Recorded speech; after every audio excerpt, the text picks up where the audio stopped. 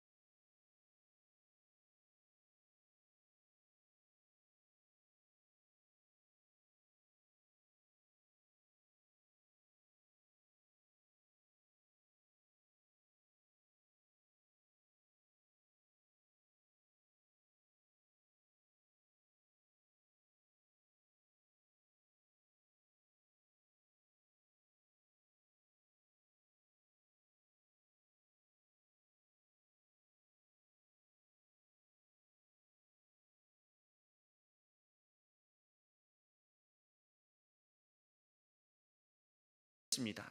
그러나 그것도 주의 말씀이 내 안에 없기 때문에 있는 현상이죠.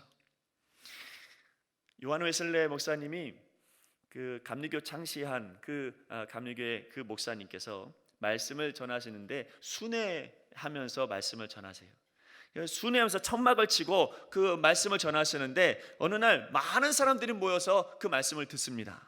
근데 이 말씀이 이런 내용이에요. 무슨 내용이냐면, 여러분, 우리 그리스도인들은 돈 잘 벌어야 됩니다. 우리 그리스도인들은 돈 잘 벌어야, 잘 버는 그런 방향과 잘 버는 전략과 잘 버는 어떤 계획을 분명히 세워서, 그래서 우린 부자가 돼야 됩니다. 이렇게 이야기했어요. 그랬더니 여러분, 그 부흥회에 자기 아내 손 붙잡고 처음으로 교회 유명한 부흥사 왔다고 하니까 처음으로 따라왔던 그 남편이 옆에 있는 아내를 쿡 찌르면서 이야기했어요. 오늘 목사님 설교 죽여준다. 근데 그 다음에 이제 요한 웨슬레 목사님이 설교하는 거에 뭐라고 하냐면, 여러분, 우리가 그렇게 최대한 전략을 짜고 최대한 멋지게 해서 최선을 다해서 돈을 많이 벌어 우리는 다 부자가 돼야 됩니다. 이렇게 설명했어요. 그랬더니 그 남편이 아내를 쿡 찌르면서, 오늘 목사님 무슨 날이냐? 왜 이렇게 말씀이 좋냐?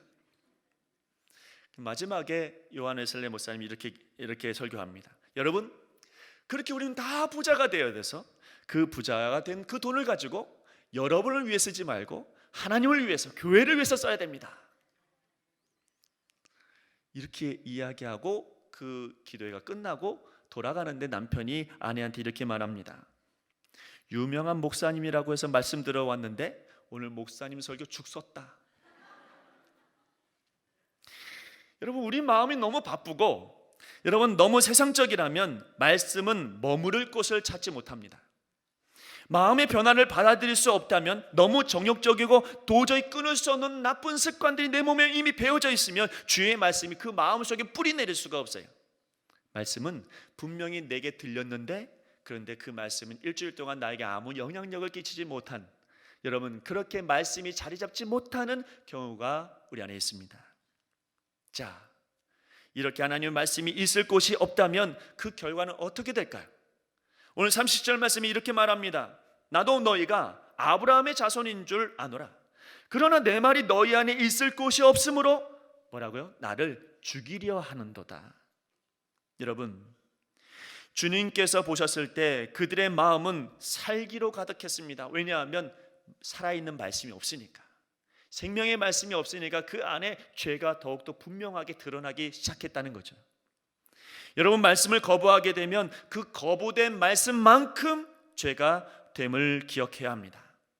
하나님께서 우리에게 내 이웃을 내 몸과 같이 사랑해라라고 하는 말씀이 분명히 성경에 기록되어져 있음에도 불구하고 나는 이 말씀대로 살아가지 못하겠습니다. 내 앞에 있는 사람은 내 이웃이 아닙니다. 내 앞에 있는 사람은 원수입니다. 이러면서 말씀을 거부하면 거부할수록 거부하는 만큼 죄는 분명해집니다. 거부하는 만큼 내 안에 죄가 쌓이기 시작합니다. 처음에는 무관심으로 시작할 수 있겠지만 어느 순간 미워하는 마음까지 가게 되면서 죄가 점점 뚜렷해지게 됩니다. 여러분, 말씀을 거부한 사람의 최후를 가장 잘 표현한 사람은 누구냐면 출애굽기에 나오는 이집트의 왕 바로 왕입니다. 여러분, 그는 모세를 통하여 하시는 하나님의 말씀을 무시했습니다. 재앙이 계속되면서 다른 모든 사람들이 오히려 만류합니다. 왕이시여, 이 재앙은 하나님의 역사입니다. 이 재앙은 절대로 우리가 흉내낼 수 있는 그런 재앙이 아닙니다. 빨리 하나님께로 돌아와야 됩니다. 주변에서 수없이 만류해도 바로 왕은 그 말씀을 받아들이지 않아요. 그러면서 여러분, 그 바로가 거부하는 만큼 그게 죄가 되어서 재앙이 옵니다. 거부하는 만큼 재앙은 점점 심해집니다. 그가 모든 것을 포기하고 다 내보냈을 때, 그럼에도 불구하고 그의 마음에 말씀이 없으니 다시 마음이 강팍해져서 이스라엘을 치러 갔을 때 그 최후는 홍해 바다에 빠져 죽는 것이었어요. 유대인들은 예수님의 말씀을 거부했습니다. 받아들일 수가 없었습니다. 인정할 수가 없었습니다. 그들의 마음에는 강팍한 마음들이 가득했습니다. 그러므로 그들은 역사적으로 보아도 영적으로 보아도 계속해서 망하는 길로 가는 모습을 보게 됩니다. 여러분, 그들은 나라를 잃어버렸고요, 끝없이 유랑했습니다. 시대마다 엄청난 박해를 받으면서 살아왔습니다. 왜 그럴까요? 그들의 마음 가운데 그리스도의 말씀이 없기 때문입니다. 여러분, 예수님의 말씀, 하나님의 말씀은 일반적인 지식이 아닙니다.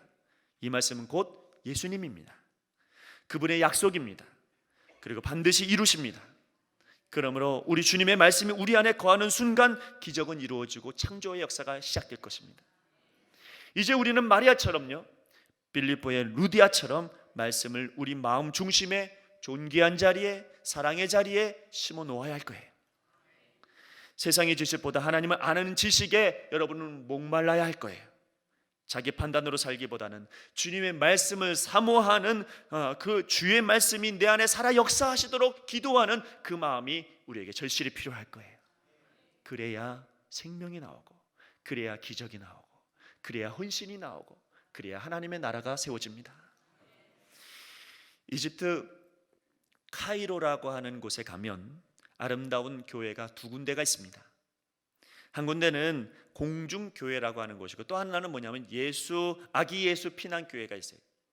공중교회는 7세기경에 만들어졌는데, 여러분 여기에는 기둥이 13개가 있어요. 그 13개의 이름이 다 있어요. 그 기둥 첫째 이름은 베드로, 둘째 이름은 야고보, 셋째 이름은 요한. 그 다음 뭔지 아시겠죠? 12명의 제자 이름이 기둥마다 새겨져 있어요. 근데 13개잖아요. 하나는 가룟 유다의 기둥이 있어요. 이 가룟 유다의 기둥은 새까매요. 다른 것들은 다 하얀데 그것만 까매. 그리고 또 하나의 아주 아름다운 그런 교회가 하나 있는데 아기 예수 피난교회가 있어요. 이 교회의 지하에 내려가 보면, 거기에 내려가 보면 여러분, 아기 예수님께서 헤롯의 박해를 피해서 잠깐 이집트로, 애굽으로 내려가서 잠깐 피해 머문 그 자리에 교회가 세워진 거예요. 그래서 여러분, 여기에서 신앙이 자라고, 여기에서 생명이 자라서, 그래서 여러분, 이 예수님을 통하여 믿음이 생기고 그 자리에 있는 교인들을 뭐라고 이야기하냐면 콥틱 교인이다, 이렇게 말해요. 이집트에 갔을 때 이 콥틱 교인을 만나봤어요. 이집트에는 무슬림이 88%예요. 그리고 12%가 콥틱 교인들이에요. 그런데 얼마 전에, 몇 년 전에 IS, 그러니까 이슬람 국가가 이 콥틱교 신자들을 잡아다가 집단으로 사형을 단행했습니다. 많은 사람들이 죽었어요. 그런데 놀라운 것은 이러한 엄청난 사건 이후에 그들의 발표가 화제가 되었는데요, 뭐라고 발표했냐면 그들의 발표에는 딱 3단어가 나옵니다. 뭐라고? 우리는 그들을 용서한다. 여러분, 이들은 이집트에서 엄청난 불이익을 대접받습니다. 학교도 제대로 갈 수가 없습니다. 여러분, 직장에서 승진도 안 됩니다. 그러나 그들은 절대로 이 귀한 신앙을 포기하지를 않아요. 왜냐하면 그들 안에 예수님의 말씀이 있기 때문입니다. 저는 처음 갔을 때 그곳에 가서 어떤 할머니가 자기의 손목을 보여주면서 자기가 콥틱 교인이다라고 하는 것을 자랑 삼아서 설명해요. 여기에 콥틱 교인의 문자, 그러니까 문신이 새겨져 있어요. 그래서 이 문신만 보면 직장이 안 돼요. 이 문신만 보면 학교를 못 가요. 이 문신만 보면 여러분 제대로 생활할 수 없을 정도로 아주 열악한 상황으로 만들어버려요. 그런데 그 놀라운 것은 그들은 그 문신을 굉장히 자랑스럽게 여겨요. 나는 교인이라고, 나는 콥틱 교인이라고, 나는 예수님 믿는 사람이라고. 여러분 생각해 보십시오. 예수님께서 잠시 머문 그 자리에서도 생명이 나오는데, 오늘 여러분 우리 마음 가운데 하나님 말씀이 있다고 한다면 우리 안에 생명이 일어나지 않는 그런 어처구니 없는 일은 일어나지 않습니다. 오늘 안에 예수님의 말씀이 머물면 그 자리에서 생명이 일어나고, 그 자리에서 기적이 일어나고, 그 자리에서 헌신이 일어나고, 그 자리에서 놀라운 변화가 일어나게 되는 것이죠. 우리 지금 앞에, 우리 마음 앞에 복잡한 문제들이 가득 쌓여져 있을 수도 있습니다. 여러분의 직장, 여러분의 생업, 여러분의 학교, 여러분의 모든 삶 가운데 복잡한 질병이라든지 많은 생각들이 내 머릿속에 가득 채워질 수도 있겠죠. 그러나 여러분 마음 안에 말씀이 머무는 자리를 놔둬야, 그 중심에 있어야, 그래야 여러분 그 모든 것들의 변화가 시작됩니다. 하나님의 뜻이 이루어지며 하나님의 나라가 이루어질 것입니다.